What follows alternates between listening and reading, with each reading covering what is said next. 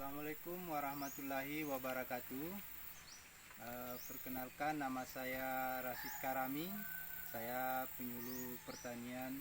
Wilayah binaan saya adalah Desa Puringan dan Desa Kaili, BPP Kecamatan Suli Barat, Kabupaten Luwu. Oke, baik Sobat Tani, kali ini saya akan mempraktikkan cara pemangkasan tanaman kakao. Pemangkasan itu ada 3. Yang pertama adalah pemangkasan bentuk, terus yang kedua adalah pemangkasan pemeliharaan, dan yang ketiga adalah pemangkasan produksi. Jadi sebelum kita praktek, pemangkasan itu tujuannya adalah membentuk tanaman agar ada keseimbangan ketika umur kakao itu masih muda, antara 6 sampai 9 bulan. Nah, terus yang selanjutnya adalah tujuan pemangkasan itu adalah kita menyimpan cabang-cabang yang kita inginkan, yang kita anggap nanti bisa memberikan keseimbangan terhadap tanaman. Nah, terus selanjutnya adalah kita membuang cabang-cabang yang terserang hama dan penyakit, khususnya untuk tanaman yang sudah berproduksi. Baik Sobat Tani, langsung saja kita praktekkan. Ini adalah tanaman kakao, umurnya antara 8 sampai 10 bulan. Jadi yang cabang-cabang yang perlu kita buang dalam pemangkasan, yaitu ini salah satunya adalah tunas air. Ini perlu kita lepas cabang airnya.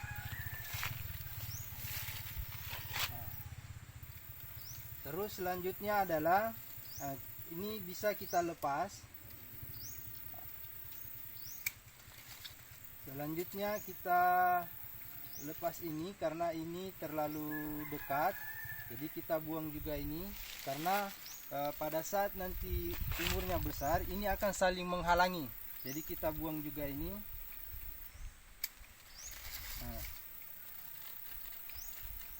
Saya rasa ini sudah cukup. Selanjutnya kita bergeser ke pemangkasan pemeliharaan. Di sini sudah bentuknya sudah sangat bagus, cuman kita perlu pemangkasan pemeliharaan agar tanaman ini persaingan makanannya tidak terlalu besar. Sebaiknya ini juga bisa kita lepas, karena ini salah satu cabang yang cabang silang, akan saling menghalangi. Jadi ini bisa kita lepas karena ini saling menghalangi. Oke, selanjutnya ini tetap kita simpan karena posisinya sudah bagus, memberikan keseimbangan. Selanjutnya kita bisa lepas juga ini yang satu ini, karena ini posisinya cabang ini sama dengan ini, sejajar. Nanti keseimbangannya akan lebih banyak ke sebelah sini. Jadi ini sebaiknya kita lepas ini. Nah, posisinya juga menggunting, usahakan jangan terbalik. Posisinya harus turun, karena ketika hujan turun, dia tidak meresap ke sini, dia akan turun. Nah, ini juga bisa kita buang. Ini juga bisa kita buang. Kenapa mesti harus cabang-cabang harus dibersihkan di sini? Karena buah yang paling baik pada pertanaman kakao itu berada di cabang-cabang paling bawah atau yang cabang yang kokoh. Baik Sobat Tani, selanjutnya kita akan bergeser ke pemangkasan produksi. Ini pemangkasan produksi, kita cari dulu yang mana yang bisa kita lakukan pemangkasan.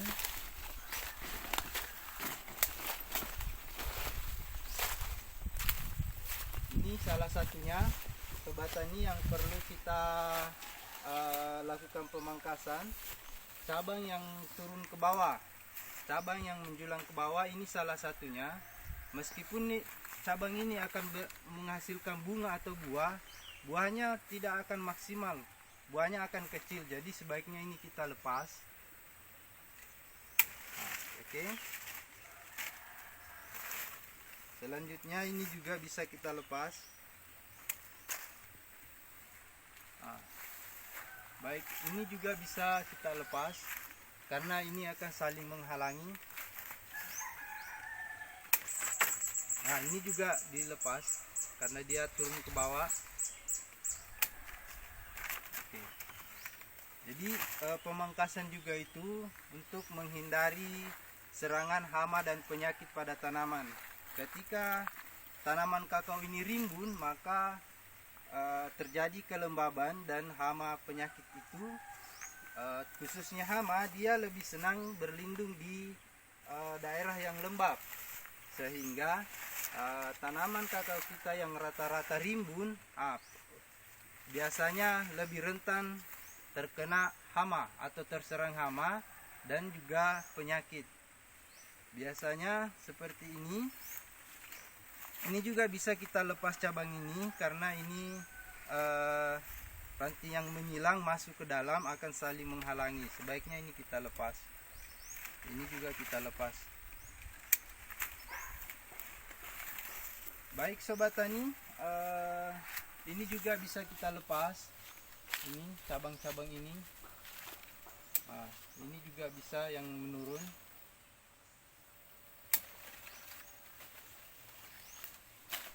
Oke sobat tani, selanjutnya kita ke tanaman ini yang satu ini. Ini juga bisa, sebaiknya ini dilepas karena ketika kita melakukan sanitasi atau ada aktivitas lain di kebun kita, maka cabang ini, ranting ini akan menghalangi untuk kita jalan atau ada aktivitas lain, aktivitas pemeliharaan akan menghalangi. Sebaiknya ini kita lepas di sini, kita potong di sini. Oke.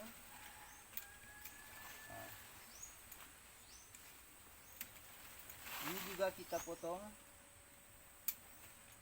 Selanjutnya ini.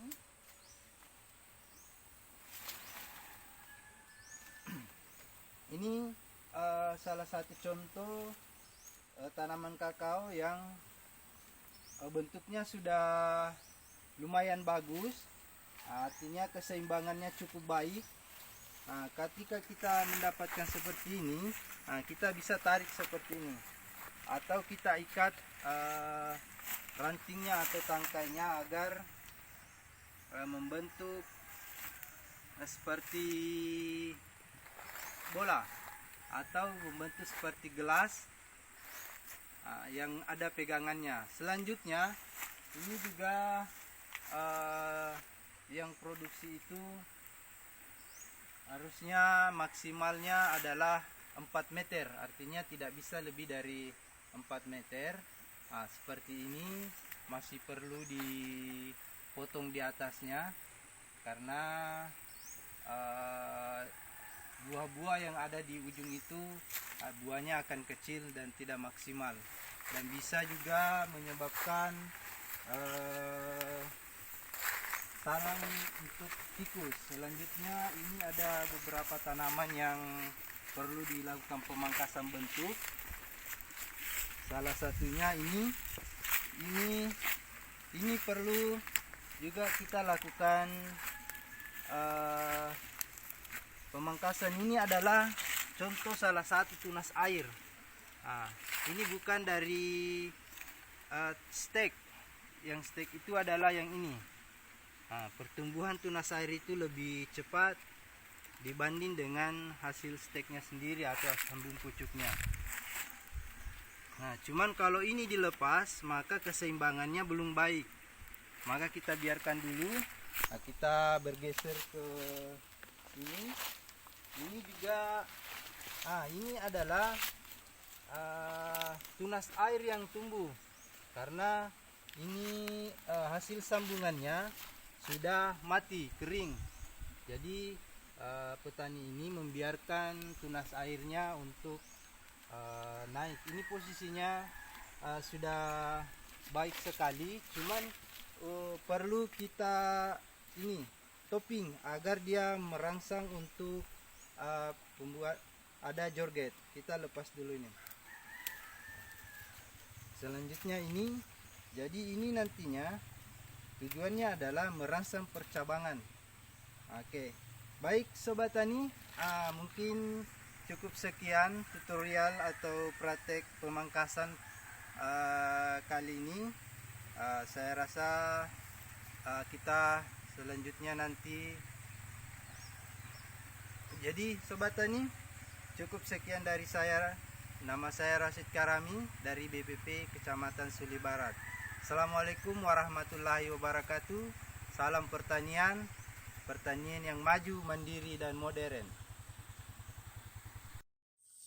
Praktek yaitu pemangkasan bentuk. Pemangkasan bentuk yang kita lakukan pada sore hari ini adalah pemangkasan bentuk yang 30, area 30 yang biasa kenapa disebut area 30? Karena yang akan kita bersihkan adalah cabang-cabang yang dianggap mengganggu pertumbuhan di area sekitar 30 cm dari cabang ini. Nah, kebetulan tanaman ini belum pernah dipangkas sejak ditanam, kurang lebih 3 bulan 4 bulan yang lalu. Jadi saat sekarang kita akan melakukan pemangkasan.